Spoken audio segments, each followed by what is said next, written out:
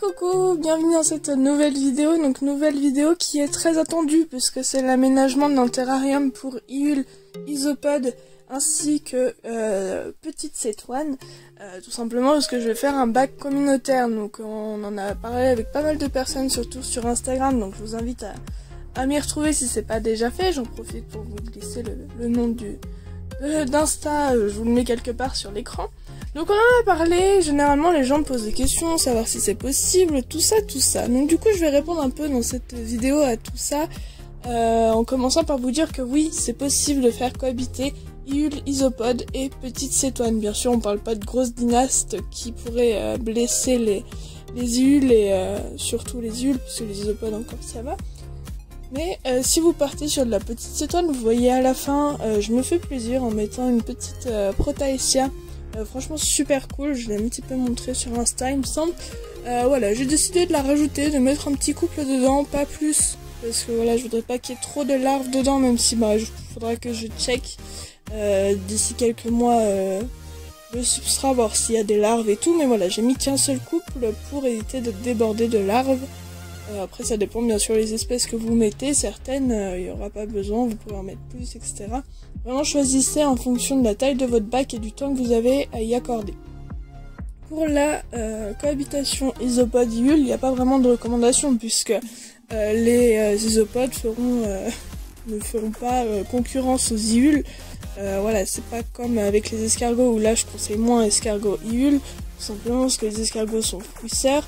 Les Iul aussi, il suffit qu'un escargot descende dans le substrat au moment où un Iul fait sa mue et c'est emmerdant. Voilà, il risque de louper sa mue, etc. Donc ça peut aller jusqu'à le tuer, alors qu'avec des isopodes, ça pose pas de problème. Pareil pour les cétoines, vous évitez de prendre des grosses cétoines pour les mêmes raisons, parce qu'une grosse cétoine, si ça va s'enfoncer pour pondre, ou même les larves qui sont un peu brutus, si vous avez une Iul qui mue à côté, c'est pas top. Donc du coup, vous privilégiez Petite Cétoine, avec plutôt une bonne espèce d'Iul, une assez grosse, voilà, un bon 10 cm, on évite les espèces en dessous. Voilà, tout simplement pour éviter qu'elles soient dérangées pendant leur mue. Mais après, il n'y a pas vraiment de côté néfaste, on va dire, à la cohabitation Isopod-Iul. Voilà, ils vont chacun avoir leur substrat, ils vont manger, etc. Et voilà, ils vont faire leur popote. Vraiment, j'ai presque tous mes bacs qui sont en cohabitation Isopod-Iul et j'ai aucun souci. Voilà, donc je pense avoir fait à peu près le tour sur la cohabitation. Bien sûr, si vous avez des questions, vous me le dites en commentaire. Donc maintenant, on va parler un petit peu de l'aménagement du bac. Comme vous avez pu le voir tout au long de la vidéo, je commence à placer un bon substrat, un bien bon 10 cm de substrat, même si c'est une espèce qui n'est pas très grande. Je préfère mettre plus de substrat qu'il n'en faut. Voilà, 10-15 cm de substrat, pour moi, c'est un minimum. Ensuite, j'ai commencé à placer ma mousse d'un côté, comme je le dis souvent sur Instagram, je mets un côté mousse, un côté sans, comme ça il y aura un côté plus humide. Voilà, vous avez de toute façon tout vu en vidéo. Après je rajoute une couche de feuilles mortes, un peu de bois mort, etc. Mais pas trop broyé, hein. Vraiment, vous avez bien vu, je saupoudre le dessus. Comme j'ai choisi des espèces qui aiment bien grimper, j'ai mis des éléments en hauteur, voilà, une grosse écorce, des petites branches à droite à gauche, etc. J'ai vraiment essayé d'aménager pas mal le petit setup. Comme vous le voyez bien, là je teste en fait que tout soit bien stable. Je vois que la petite branche ne l'est pas trop. Donc je stabilise tout ça pour que voilà, les Iul, les Isopodes puissent grimper, même les coléoptères puissent grimper en toute sécurité. Là je vous montre les petits résidents maintenant de ce terrarium. Donc c'est les Aphistogonylus corallipes que je vous ai présenté dans une autre vidéo. Voilà, j'ai décidé de les mettre dans ce bac là. Voilà, je sais pas trop pourquoi celle-ci et pas une autre, mais voilà, j'avais envie de les voir un peu plus dans un terrarium en verre. Donc je suis partie là-dessus. Donc pour l'instant, il y en a un qui s'est enterré, pas l'autre. Mais voilà, ils vont découvrir plutôt dans la soirée, dans la nuit, tout leur nouveau petit setup. Comme vous voyez, voilà, ils sont pas pressés de découvrir tout ça. Ils doivent un peu se demander ce qui se passe, puis on est en journée, donc voilà, il ne bouge pas trop. Au départ, je dois vous avouer que j'avais prévu de faire que Iul. Voilà, de mettre que des Iul, peut-être une espèce d'isopode. Du coup, j'ai craqué sur une espèce d'isopode. Les petits Armadillidium croacoen. J'ai fait une vidéo là-dessus, je pense qu'elle sortira après celle-ci. Voilà, sur un peu la fiche d'élevage et tout. Comme j'ai pas mal de ces petits isopodes, et ben j'ai décidé d'en mettre. Voilà, comme ça. C'est plus sympa, il y a une autre vie, une autre petite vie, et c'est une espèce qui se reproduit plutôt bien, donc j'ai pas hésité. Par contre, j'en ai gardé dans un des bacs, dans un de mes petits bacs, une partie de la colonie pour en fait tout simplement mes ventes, etc. Ce sera plus facile d'aller les récupérer dans une petite boîte que dans ce terrarium là.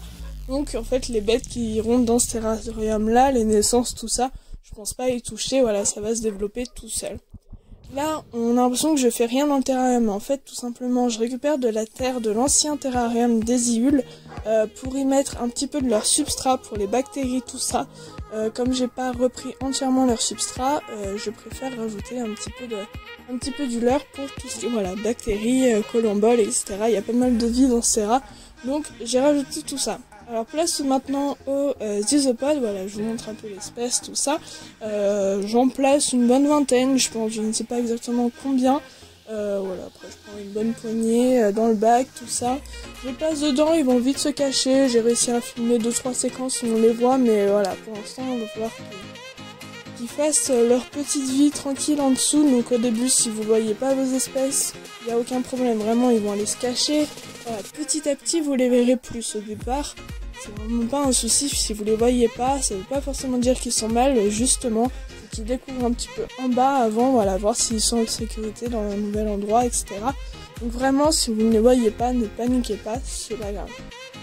Pour ce type de terrarium, bien sûr, quand je choisis des espèces qui sont visibles, hein, des espèces qui aiment bien se balader en surface, pas des espèces super timides qu'on voit jamais, sinon bah vous avez juste un bout de forêt mais rien dedans. Enfin, les gens verront rien s'ils viennent voir, ou même pour vous, c'est plus sympa de voir des bêtes qui bougent et tout. Donc c'est vraiment une espèce qui est active en surface et tout, pour pouvoir la voir. Là, franchement, ça peut être super cool de faire cohabiter tout ça. Voilà, donc je vous montre un petit peu tout le setup. Vous voyez, voilà, il y a les petits isopodes qui se baladent tranquillou. Voilà, j'essaie un peu de vous montrer, mais en même temps... de pas trop les déranger. Donc voilà les cétoines que j'ai décidé de mettre. Donc vous voyez que c'est vraiment pas une grosse espèce. J'ai pris qu'un seul couple, comme ça. Pas de panique sur les larves. Normalement, je ne devrais pas être envahie, même si je vais devoir checker forcément pour éviter, voilà, qu'ils mangent tout mon substrat, que les larves mangent tout mon substrat, et puis que je me retrouve avec mes iules et isopodes qui n'ont plus rien à manger. Mais comme j'ai choisi une petite cétoine, ça ne m'inquiète pas trop. On peut voir, voilà, elle se planquer derrière, donc les deux sont encore, viennent de sortir de coque, donc du coup ils vont aller finir leur sleeping tranquillou dans le substrat, donc je pense pas les voir avant quelques jours, voire quelques semaines, et puis après bah, j'espère bien les voir en surface, hein. On verra bien, c'est un test, parce que c'est une nouvelle espèce de coléo que j'ai, enfin elle est sortie de coque, donc du coup je sais pas du tout si elle est active en surface ou pas, donc on verra bien. Sachant qu'en plus, ils mangent à peu près la même chose, mais que j'ai choisi des iules qui ne mangent pas trop de fruits et légumes. J'aurai pas de soucis pour alimenter les coléos. Voilà, je suis sûre que les iules ne toucheront pas trop à la bouffe des coléos, donc comment ils pourront manger, il y aura pas de soucis là-dessus. La cohabitation, c'est vraiment un truc où il faut réfléchir à tout, mais je vous laisse faire parce que c'est vraiment génial.